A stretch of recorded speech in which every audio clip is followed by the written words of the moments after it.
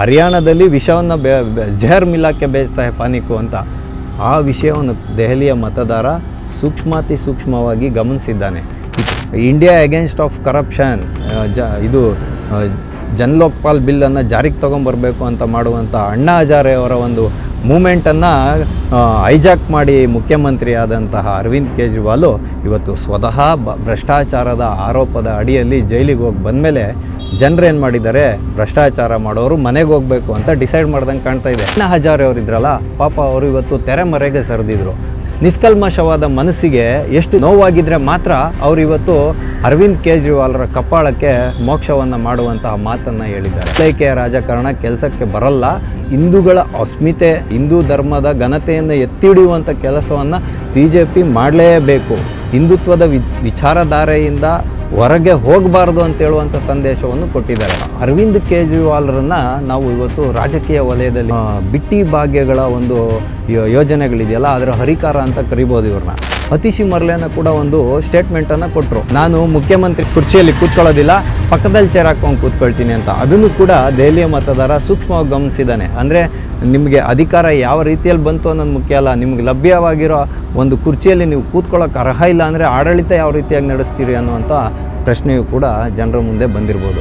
ಅರವಿಂದ್ ಕೇಜ್ರಿವಾಲ್ ಅವರು ಯಾವಾಗ ಇವರು ಜೈಲಿಗೆ ಹೋದರೋ ಆವಾಗಲೇ ರಾಜೀನಾಮೆಯನ್ನು ಕೊಟ್ಟಿದ್ದಿದ್ರೆ ಒಂದು ಸ್ವಲ್ಪನಾದರೂ ಅಭಿವೃದ್ಧಿ ಕಾರ್ಯಗಳು ನಡೀತಾ ಇತ್ತು, ಜನರಿಗೆ ಸರಿಯಾದ ಒಂದು ಆಡಳಿತ ಸಿಗ್ತಾ ಇತ್ತು. ಕಾಂಗ್ರೆಸ್ಗೂ ಕೂಡ ಇಲ್ಲೊಂದು ಪಾಠ ಇದೆ. ಇಂಡಿ ಅಲಯನ್ಸ್ಗಳ ಬೆನ್ನತ್ತೋದ್ರೆ ಕಾಂಗ್ರೆಸ್ನ ಅಸ್ತಿತ್ವವೇ ಕೊನೆಗೆ ಮುಳುಗೋಗುವಂಥ ಒಂದು ಕಾಲ ಎದುರಾಗುತ್ತೆ ಅನ್ನೋದನ್ನು ಕಾಂಗ್ರೆಸ್ ಕಲಿಬೇಕು.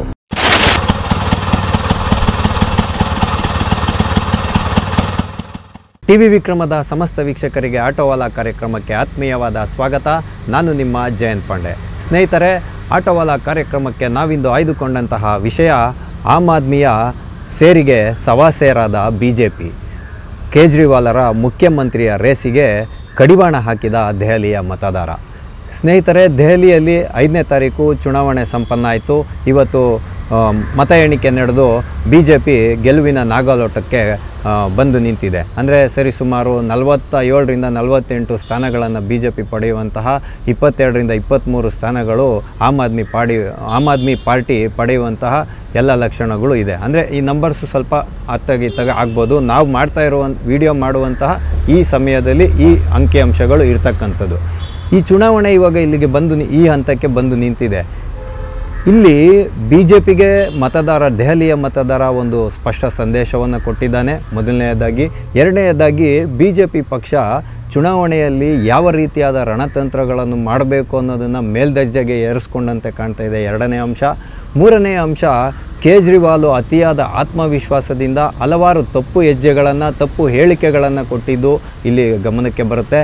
ನಾಲ್ಕನೆಯದಾಗಿ ಈ ಚುನಾವಣೆಯ ಒಂದು ವಾತಾವರಣದಲ್ಲಿ ರಾಜಕೀಯ ವಲಯದಲ್ಲಿ ಏನು ಹೇಳ್ತಾರೆ ಅಂದರೆ ಜೈಲಿಗೆ ಹೋಗಿ ಬಂದವ್ರಿಗೆ ವರ್ಚಸ್ಸು ಜಾಸ್ತಿಯಾಗಿ ಮತ್ತೆ ಮಂತ್ರಿಗಳಾಗ್ತಾರೆ ಅಂತ ಹೇಳುವಂಥ ವಿಷಯ ಇತ್ತು. ಆದರೆ ದೆಹಲಿಯ ಚುನಾವಣೆಯಲ್ಲಿ ಅದೇನಾಯಿತು ಅಂತೇಳುವಂತಹ ಎಲ್ಲ ಕುತೂಹಲಕಾರಿಯಾದ ವಿಷಯಗಳನ್ನು ನಾನು ನಿಮ್ಮೊಂದಿಗೆ ಹಂಚ್ಕೊಳ್ಳುವಂಥ ಪ್ರಯತ್ನವನ್ನು ಮಾಡ್ತೀನಿ. ಸ್ನೇಹಿತರೆ, ಇವಾಗ ಮೊದಲನೆಯದಾಗಿ ಅಣ್ಣಾ ಹಜಾರೆ ಅವರಿದ್ರಲ್ಲ ಪಾಪ ಅವರು ಇವತ್ತು ತೆರೆಮರೆಗೆ ಸರಿದಿದ್ರು. ಆ ಒಂದು ನಿಷ್ಕಲ್ಮಶವಾದ ಮನಸ್ಸಿಗೆ ಎಷ್ಟು ನೋವಾಗಿದ್ದರೆ ಮಾತ್ರ ಅವರು ಇವತ್ತು ಅರವಿಂದ್ ಕೇಜ್ರಿವಾಲ್ರ ಕಪ್ಪಾಳಕ್ಕೆ ಮೋಕ್ಷವನ್ನು ಮಾಡುವಂತಹ ಮಾತನ್ನು ಹೇಳಿದ್ದಾರೆ. ನಾನು ಹಲವಾರು ಬಾರಿ ಅರವಿಂದ್ಗೆ ಎಚ್ಚರಿಕೆಯನ್ನು ಕೊಟ್ಟಿದ್ದೆ, ಈ ರೀತಿಯಾಗಿ ಭ್ರಷ್ಟಾಚಾರದಲ್ಲಿ ಮುಳುಗ್ತಕ್ಕಂಥದ್ದು, ಹಗರಣಗಳಲ್ಲಿ ಭಾಗಿಯಾಗ್ತಕ್ಕಂಥದ್ದು ಮಾಡಬಾರ್ದು, ನೀವು ಹೇಳಿದಂತೆ ಜನಗಳಿಗೆ ನ್ಯಾಯವನ್ನು ಮಾಡಬೇಕು ಅನ್ನುವಂಥ ವಿಷಯವನ್ನು ಇವತ್ತು ಪತ್ರಿಕಾ ಪ್ರಕಟಣೆಯ ಮುಖಾಂತರ ಹೇಳಿರ್ತಕ್ಕಂಥದ್ದು. ಹಾಗಾಗಿ ಇಲ್ಲಿ ಅರವಿಂದ್ ಕೇಜ್ರಿವಾಲ್ ಅವರು ತಾನು ಹೇಳಿದಂತೆ ನಡ್ಕೊಂಡಿಲ್ಲ ಅಂತ ಹೇಳುವಂಥದ್ದು ಗಮನಕ್ಕೆ ಬರುತ್ತೆ. ಆದರೆ ಚುನಾವಣೋತ್ತರವಾಗಿ ನೋಡುವಾಗ ಭ್ರಷ್ಟಾಚಾರಕ್ಕೆ ಅಷ್ಟು ಬೆಲೆ ಕೊಡ್ತಾ ಇಲ್ಲ ಅಂತ ಸಮೀಕ್ಷೆಗಳು ಹೇಳ್ತಾ ಇದ್ದಿದ್ದು 3.5% ಜನ ಮಾತ್ರ. ಆದರೆ ಇವತ್ತು ದೆಹಲಿಯ ಮತದಾರರನ್ನು ನೋಡುವಾಗ ಅದೆಲ್ಲೋ ಅದ್ಲಿ ಬದಲಿ ಆದಂತೆ ಕಾಣ್ತಾ ಇದೆ. ಇಲ್ಲಿ BJPಗೆ ಜನರು ಒಂದು ಸ್ಪಷ್ಟವಾದ ಸಂದೇಶವನ್ನು ಕೊಟ್ಟಿರೋದು ಮುನ್ನೆಲೆಗೆ ಬರ್ತಾ ಇದೆ. ಯಾಕೆಂದರೆ ಹೇಳಿ ಕೇಳಿ ಮಹಾಕುಂಭಮೇಳ ನಡೀತಾ ಇರುವಂತಹ ಸುಸಂದರ್ಭ. ಸಾಕಷ್ಟು ಜನ ದೆಹಲಿಯ ನಾಗರಿಕರು ಕುಂಭಮೇಳಕ್ಕೆ ಹೋಗಿ ಬಂದಿದ್ದಾರೆ. ಅಲ್ಲಿ ತ್ರಿವೇಣಿ ಸಂಗಮದಲ್ಲಿ ಮಿಂದೆದ್ದು ಬಂದಿದ್ದಾರೆ.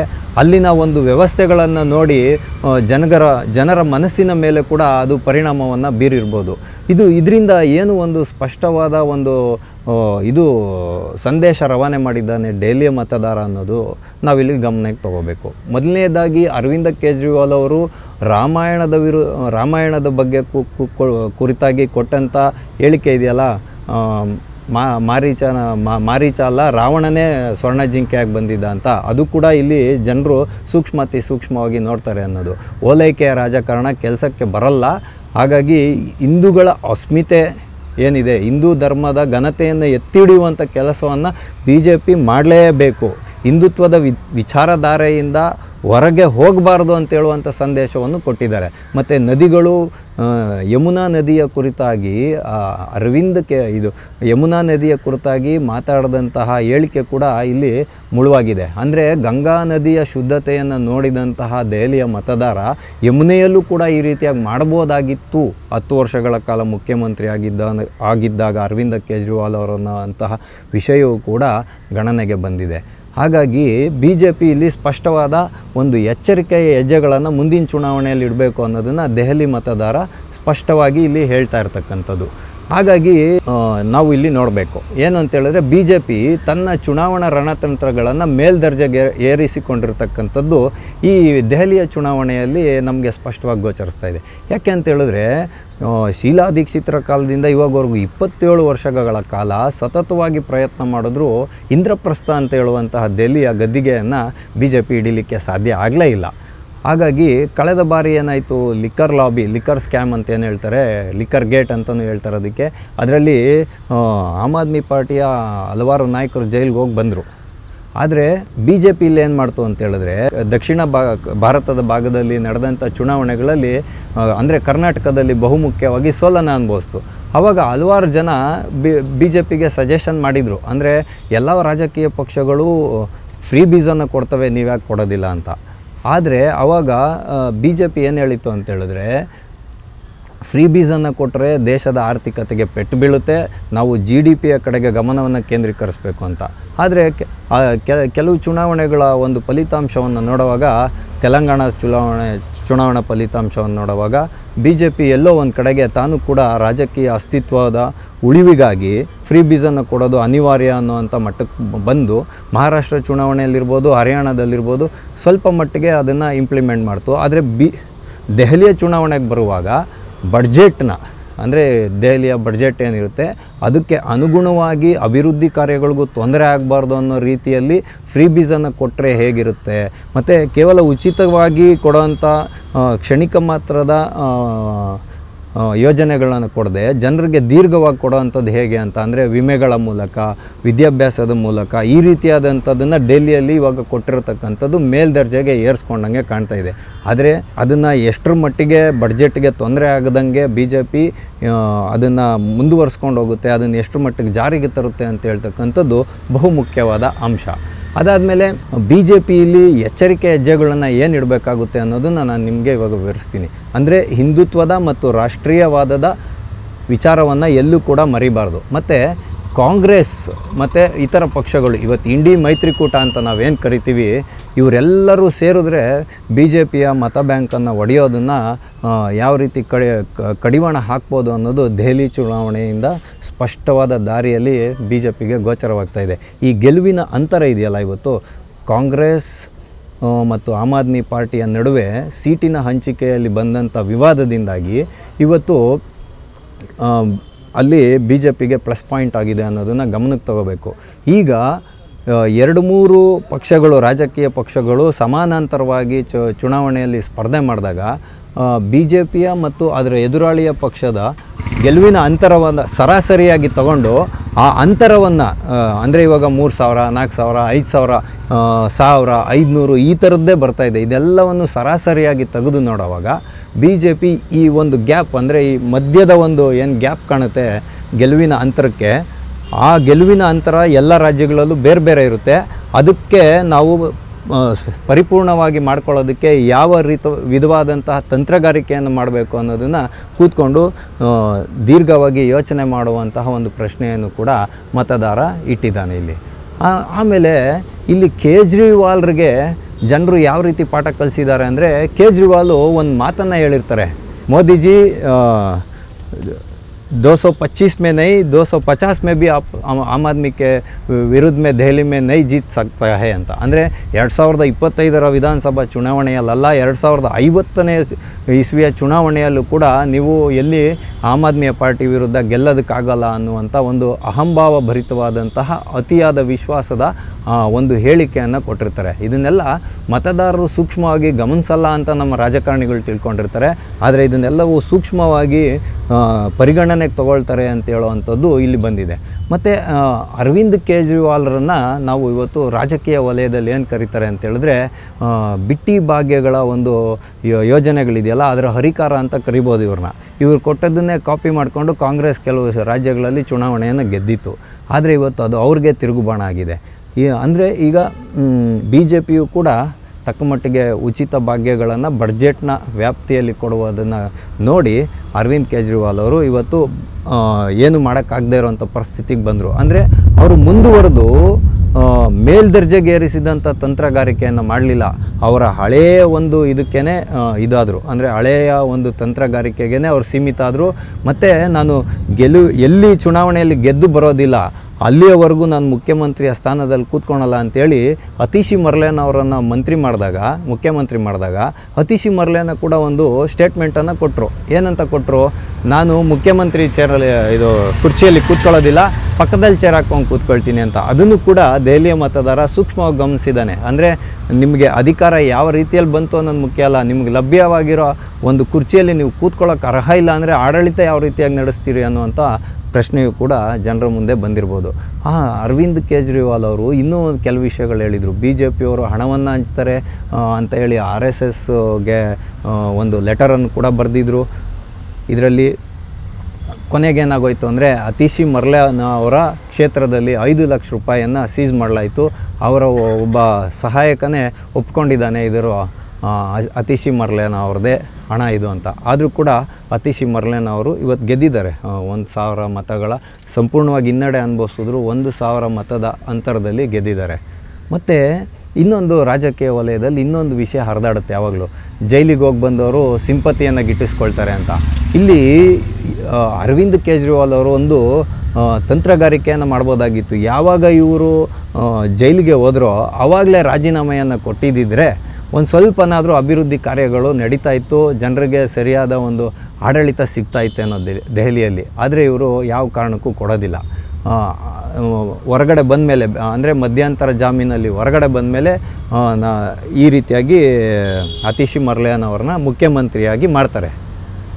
ಅದು ಸಿಂಪತಿ ಗಿಟ್ಟಿಸ್ಕೊಳ್ಳಿಲ್ಲ ಅವ್ರಿಗೆ, ಮುಳುವಾಯಿತು. ಯಾಕೆ ಅಂತ ಹೇಳಿದ್ರೆ ಮನೀಶ್ ಸಿಸೋಡಿಯಾ ಇರ್ಬೋದು, ಸತ್ಯೇಂದ್ರ ಜೈನ್ ಇರ್ಬೋದು, ಮತ್ತು ಸಂಜಯ್ ಸಿಂಗ್ ಇರ್ಬೋದು, ಮತ್ತು ಅರವಿಂದ್ ಕೇಜ್ರಿವಾಲ್ ಇವರೆಲ್ಲರೂ ಜೈಲಿಗೆ ಹೋಗಿ ಬಂದವರು. ಸಂಜಯ್ ಸಿಂಗ್ ಬಿಡಿ, ಅವರು ರಾಜ್ಯಸಭಾ ಸದಸ್ಯರು, ಅವ್ರದ್ದು ಅಷ್ಟು ಗಣನೆಗೆ ಬರೋಲ್ಲ ಈ ಚುನಾವಣೆಯಲ್ಲಿ. ಈ 3 ಜನರು ಕೂಡ ಇವತ್ತು ಜನ ಮನೆಗೆ ಕಳಿಸಿರ್ತಕ್ಕಂಥದ್ದು. ಹಾಗಾಗಿ ಇವತ್ತು ಆಮ್ ಆದ್ಮಿಯ ಪಾರ್ಟಿ ತನ್ನ ಅಸ್ತಿತ್ವವನ್ನು ದೆಹಲಿಯಲ್ಲಿ ಕಳ್ಕೊಂಡಿದೆ. ದೆಹಲಿ ಚುನಾವಣಾ ಮಟ್ಟಿಗೆ ನೋಡೋದಾದರೆ ಕಾಂಗ್ರೆಸ್ಗೆ ಸೀಟು ಹಂಚಿಕೆಯ ವಿವಾದ ಏರ್ಪಟ್ಟಿತ್ತು ಆಮ್ ಆದ್ಮಿ ಪಾರ್ಟಿ ಮತ್ತು ಕಾಂಗ್ರೆಸ್ನ ನಡುವೆ. ಅರವಿಂದ್ ಕೇಜ್ರಿವಾಲ್ ಅವರು ಸೀಟ್ಗಳನ್ನು ಬಿಟ್ಕೊಡಲೇ ಇದ್ದಕ್ಕೆ ಒಪ್ಪದೇ ಇದ್ದಾಗ ಸ್ವತಃ ರಾಹುಲ್ ಗಾಂಧಿಯವರು ಬೇಡ, ನಾವು ಮತ್ತೆ ಸ್ಪರ್ಧೆಯನ್ನು ಮಾಡ್ತೀವಿ ನಾವು ಸ್ವತಂತ್ರವಾಗಿ ಅಂತ ಹೇಳಿದ್ರು.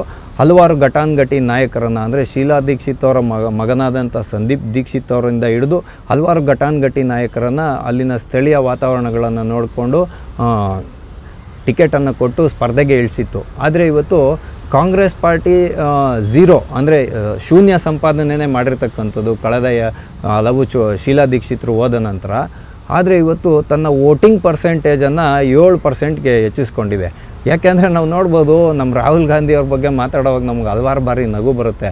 ಅವ್ರು ಇತ್ತೀಚೆಗೆ ಸುದೀರ್ಘ ಕಾಲ ಆಳಿದ್ದು ಯಾರು ದೆಹಲಿಯನ್ನು ಅಂದರೆ ಇವರೇನೆ, ಶೀಲಾ ದೀಕ್ಷಿತ್ ಅವರೇನೆ. ಅವಾಗೆಲ್ಲ ಮಾಡೋಕ್ಕಾಗದೇ ಇದ್ದಿದ್ದಂಥ ಅಭಿವೃದ್ಧಿ ಕಾರ್ಯ ಇವ್ರಿಗೆ ಕಾಣಲಿಲ್ಲ.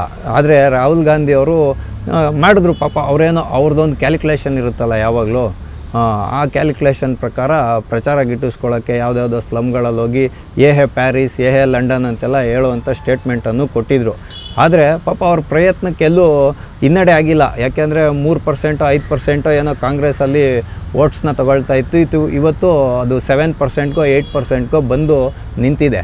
ಹಾಗಾಗಿ ಕಾಂಗ್ರೆಸ್ಗೂ ಕೂಡ ಇಲ್ಲೊಂದು ಪಾಠ ಇದೆ. ಏನಂತ ಹೇಳಿದ್ರೆ, ಇಂಡಿ ಅಲಯನ್ಸ್ಗಳ ಬೆನ್ನತ್ತು ಹೋದರೆ ಕಾಂಗ್ರೆಸ್ನ ಅಸ್ತಿತ್ವವೇ ಕೊನೆಗೆ ಮುಳುಗೋಗುವಂಥ ಒಂದು ಕಾಲ ಎದುರಾಗುತ್ತೆ ಅನ್ನೋದನ್ನು ಕಾಂಗ್ರೆಸ್ ಕಲಿಬೇಕು.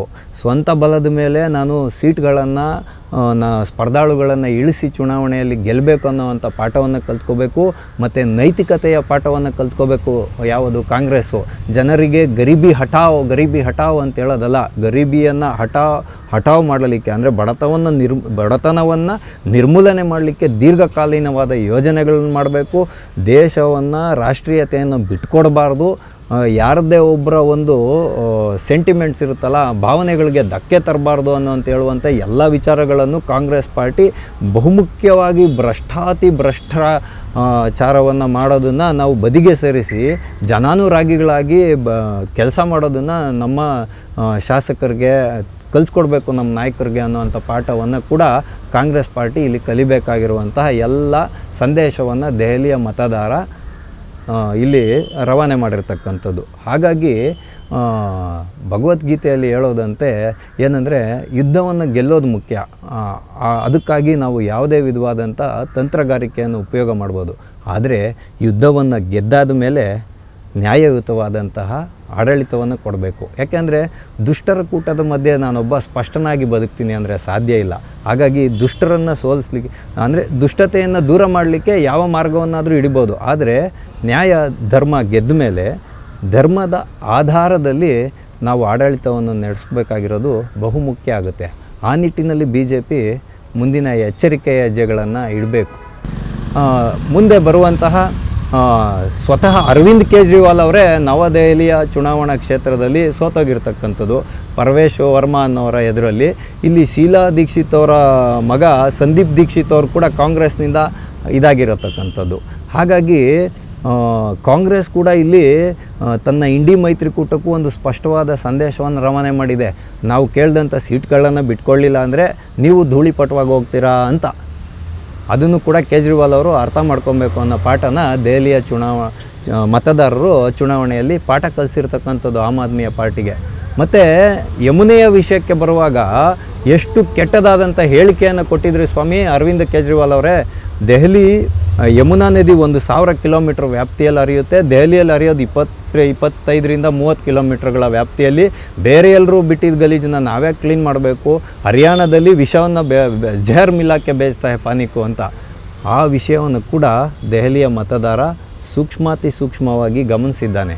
28 ಕಿಲೋಮೀಟರ ವ್ಯಾಪ್ತಿಯಲ್ಲಿ ನಿಮ್ಮ ಯಮುನಾ ನದಿ ಹರಿದರೂ ಕೂಡ 30 ಕಿಲೋಮೀಟ್ರ್ ವ್ಯಾಪ್ತಿಯಲ್ಲಿ ಅಲ್ಲಿನ ಮೊದಲನೇ ಸ್ಯಾಂಪಲನ್ನು ತೆಗೆದು ನೀವು ಇಲ್ಲಿಂದ ದೆಹಲಿಯಿಂದ ಮುಂದಕ್ಕೆ ಹೋಗುತ್ತಲ್ಲ, ಅದು ಉತ್ತರ ಪ್ರದೇಶದ ಕಡೆಗೆಲ್ಲ ಹೋಗುತ್ತಲ್ಲ, ಅಲ್ಲಿಗೆ ಹೋಗುವಾಗ ನೀವು ಎಲ್ಲಿ ಇವಾಗ ಹರಿಯಾಣದಿಂದ ಎಲ್ಲಿ ಯಮುನಾ ನದಿ ಬರುತ್ತೋ ದೆಹಲಿಯ ಒಳಗೆ, ಆವಾಗ ಇರತಕ್ಕಂತಹ ಶುದ್ಧತೆಯ ಪ್ರಮಾಣವನ್ನಾದರೂ ನೀವು ಸರಾಸರಿಯಾಗಿ ದೆಹಲಿಯಿಂದ ಹೊರಭಾಗಕ್ಕೆ ಹೋಗುವಾಗ ಕೊಟ್ಟಿದ್ದಿದ್ರೆ ಒಪ್ಪಬೋದಾಗಿತ್ತು. ಆದರೆ ಏನನ್ನು ಮಾಡದೆ ನೀವು ಇವತ್ತು ಬರೀ ಫ್ರೀ ಬೀಸ್ನ ಒಂದು ಆಮಿಷದ ಮೇಲೆ ನಾನು ಗೆಲ್ತೀನಿ ಅನ್ನುವಂತಹ ಒಂದು ಆತ್ಮವಿಶ್ವಾಸವನ್ನು ಇಟ್ಕೊಂಡಿರೋದು ಆಮ್ ಆದ್ಮಿಯ ಪಾರ್ಟಿಗೆ ಇವತ್ತು ಮುಳುವಾಗಿರ್ತಕ್ಕಂಥದ್ದು.